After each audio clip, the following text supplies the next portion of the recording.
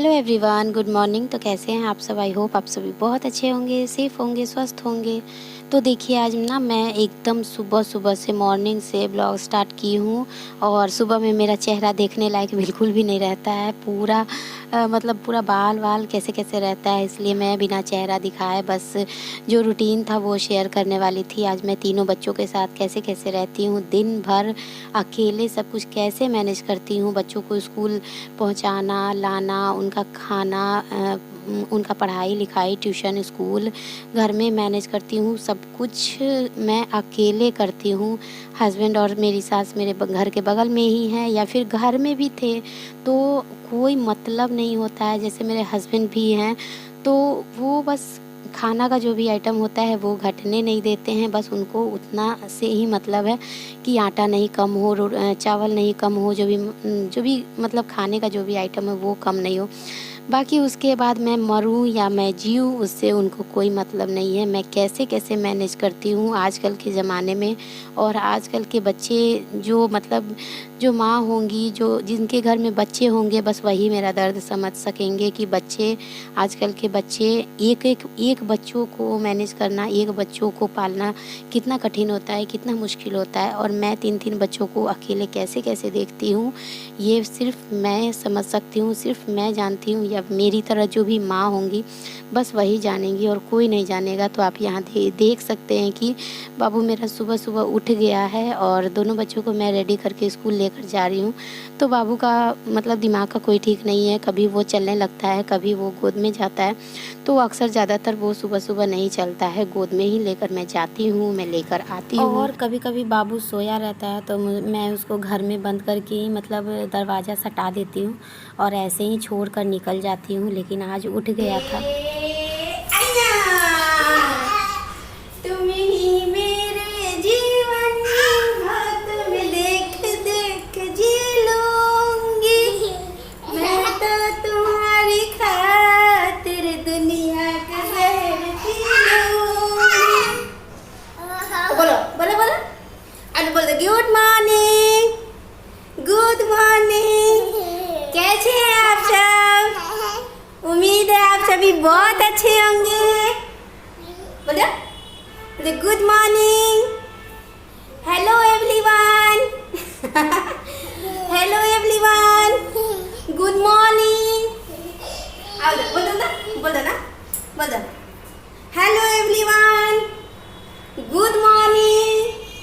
आप सब कैसे हैं? मैं ठीक हूँ, मैं बहुत अच्छा हूँ, मैं हंस रहा हूँ, मैं बदमाशी कर रहा हूँ।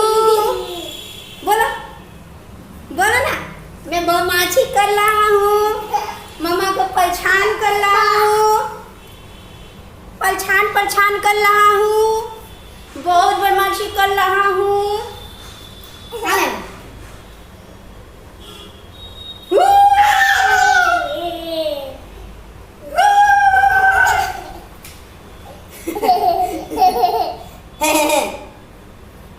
One, two, three. 1, 2, 3. जाओ। और बच्चों को छोड़कर जब मैं स्कूल से आई हूँ उसके बाद बाबू के साथ थोड़ा सा खेली हूँ और फिर पानी पीकर चाय बनाकर और बैठ गई हूँ यहाँ पे बिस्किट लेकर।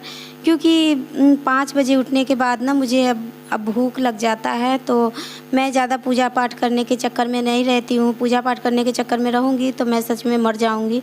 और अभी से मैं 7 बजे से अब उठूँगी तो मैं 11 बजे तक ब्लॉग शूट करके या फिर ब्लॉग शूट नहीं भी करती हूँ तो 11 बजे तक मुझे सब काम कर लेना होता है। और फिर क्योंकि उसके बाद बच्चे जब आते हैं तो फिर से काम हो जाता है। बच्चों को खिलाना पिलाना, उनका होमवर्क करना, उनको पढ़ाना, उनको ट्यूशन भेजना, उनको खिलाना। कभी कभी खुद से नहीं खाते हैं तो खिलाना भी पड़ता है मुंह में। तो फिर मेरा काम अगर बचा रहेगा तो फिर मैं बच्चों का काम कैसे करूँगी। इसीलिए मैं सोचती हूँ ब्लॉग शूट करती हूँ तो भी मैं सोचती हूँ कि ख़त्म कर लूँ 11 बजे तक, मैं सब कुछ नहा धोकर सब कुछ कर लूँ। और नहीं शूट करती हूँ तो भी सोचती हूँ कि सब कुछ कर लूँ, क्योंकि बहुत सारा काम हो जाता है। कोई भी हेल्प करने वाला नहीं है, मदद करने वाला कोई भी नहीं है। जो भी करना है खुद से करना है। जो भी एक सुई भी अगर गिरा है तो उसको भी उठाना है तो खुद से से ही उठाना है, सब कुछ करना है।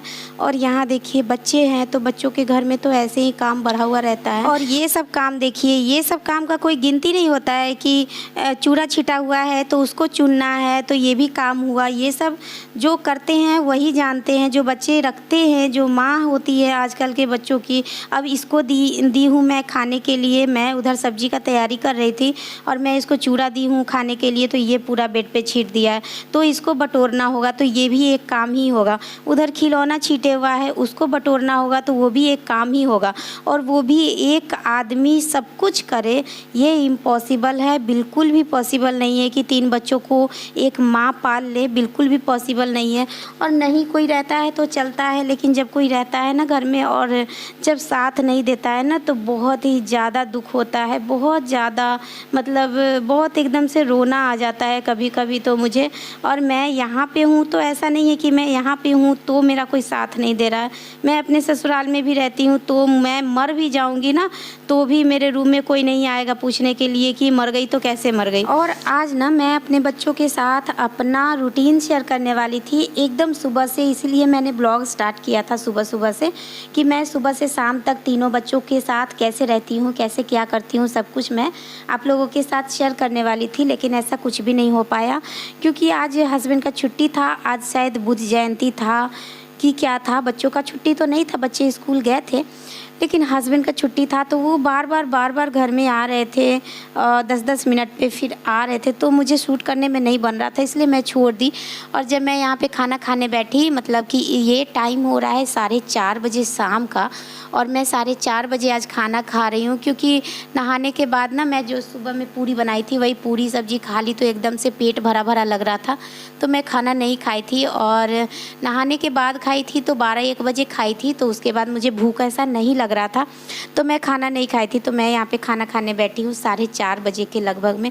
और हस्बैंड मेरे क्यों आ रहे थे बार ये मैं आपको बताती हूँ कि 2-4 दिन से ना ऐसा हो रहा है कि बाबू जो है वो हस्बैंड की गोद में नहीं जा रहा है, मतलब कि किसी भी तरह से जैसे कि उनको देख रहा है तो एकदम जैसे लग रहा है कि भूत को देख लिया, उस टाइप से वो कोने कोने भागने लग रहा है और मेरे गोद में चिपक जा रहा है या फिर कहीं और चला जा रहा है, रोने लग रहा है, छटपटाने लग रहा है, वो जाना ही नहीं चाह रहा है उनके गोद में।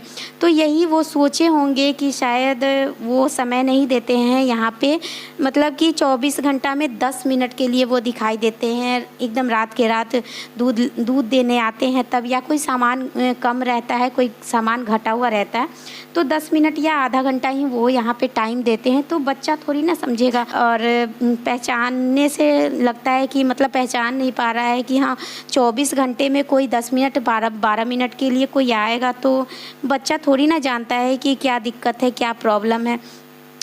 तो ये तो मैं समझ रही थी लेकिन मैं उनको बोल नहीं रही थी कि उनको ख़राब लगेगा, बुरा लग जाएगा कि हाँ मेरा बेटा मुझे नहीं पहचान रहा है, लेकिन उनको ऐसा शायद लगा, इस वजह से बार आज आ रहे थे कि मतलब बाबू उनको पहचाने और उनकी गोद में जाए, लेकिन फिर भी बाबू नहीं मान रहा था, मतलब ऐसे ही कर रहा था जैसे वो करता है वैसे ही कर रहा था, पता नहीं ऐसे क्यों कर रहा था। तो उनका कहना था जैसे कि मतलब कि 2-4 दिन पहले वो उसको झड़वा उड़वा के भी लाए थे कि कहीं कोई नज़र लगा दिया है या कुछ भी किया है ऐसा वगैरह। मैं ये सब चीज़ नहीं मानती हूँ लेकिन वो मानते हैं, तो मैं उनको दे दी थी कि हाँ जाइए, आपको जैसे संतुष्टि होता है वैसे कीजिए, क्योंकि अगर मैं नहीं करने दूँगी तो इस चीज़ के लिए भी वो मुझ पे ही शक कर लेंगे कि हाँ बच्चों को कुछ करवा दी है। तो यही सब बात है और ब्लॉग को एंड करने का टाइम भी हो गया है। तो चलिए फिर मिलती हूँ आपसे नेक्स्ट ब्लॉग में, एक नए ब्लॉग में। तब तक के लिए बाय बाय।